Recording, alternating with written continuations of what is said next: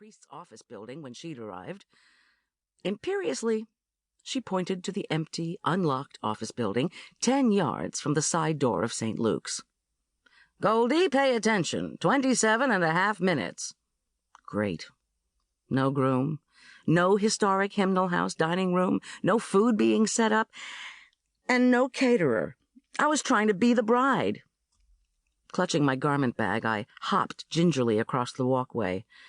Gray flagstones and buckled wooden steps led to the St. Luke's office, a squat century-old building that originally had served as a stagecoach way station between Denver, 40 miles to the east, and points west. Small squares of thick glassed windows peeked out from the thick paneling of vertical, unpeeled pine logs. Now, the office building formed part of a national historic district, along with the buildings from the once famous Aspen Meadow Episcopal Conference Center across the street. Rustic, log-built hymnal house and cavernous brio barn. I glanced at the higgledy-piggledy boarding-up job that was the only indication of the pipes that had exploded in the office during a hard freeze this February. At the old conference center, Brio Barn was also falling apart, but the office emergency and its renovation had taken priority. Our parish priest, Father Olson, had told me historic districts ate money the way catering clients gobbled hors d'oeuvre. Once I'd pushed through the door to the office, I couldn't see or hear a soul, much less catch the strains of prelude music, all of which had undergone the required approval of Father, please call me Ted, Olson. The only noise reaching my ears as I hastily wriggled into my new beige silk suit was from a family of raccoons scratching in the attic over the office. I concentrated on a dozen tiny pearl buttons that made me wonder if I should be serving smoked oysters instead of smoked trout.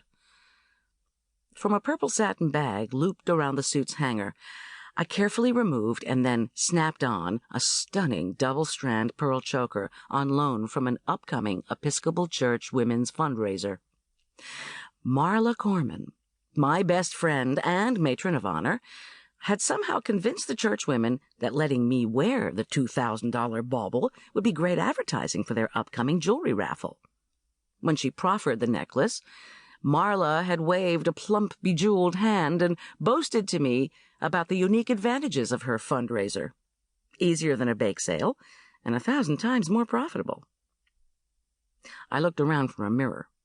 Where was Marla, anyway?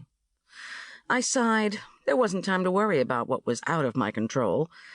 My mind raced over post-wedding details that would have to be altered if no one could find the keys to Hymnal House. If we had the receiving line and photographs at the church, that would still give my helpers enough time to set up the food in the Hymnal House dining room, once they forced their way in. Poking a pearl-topped pin to secure a brimmed hat to my unruly blonde hair, I imagined parishioners' comments on my bridal appearance. Shirley Temple dressing up as Princess Di. I shuddered and visualized the reception food. All the lovely platters and heavy chafing dishes had been hastily left in the church kitchen when the helpers couldn't get into Hymnal House. Whether the hotel pans would survive the transport across the bumpy ice and gravel of the church parking lot, across the bridge over Cottonwood Creek and Main Street, and up the walkway to the conference center, was questionable. One unexpected bump on the gravel, and the smoked trout with cream cheese could spew everywhere. An inept move could send a layer of the carefully constructed cake on a slide into the frigid creek. And if Father Olson droned on about the loveliness of marriage, about which he knew nothing, the portobello mushrooms would be history. The low door into the slope-ceilinged office building bumped open. "As usual, Father Olson is late," Lucille Boatwright declared, her ice-blue eyes ablaze. "We can't keep you over here any longer. If Olson wants to give you the premarital blessing, he'll have to do it in the sacristy." She looked me up and down. Father Pinckney never would have been late. Never in 15 years was Father Pinckney late for one wedding. Blandly conservative Father Pinckney, now retired and living in his native South Carolina,